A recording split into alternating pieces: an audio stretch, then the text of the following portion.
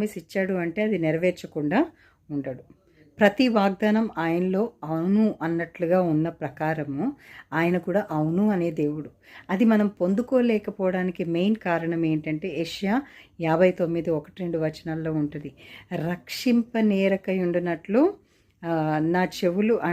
నా చేతులు కురచ కాలేదు, విననేరకయుండునట్లు నా చెవులు మందం కాలేదు, కానీ మీ దోషములు మీకు నాకు అడ్డుగా ఉన్నాయి అంటున్నాడు.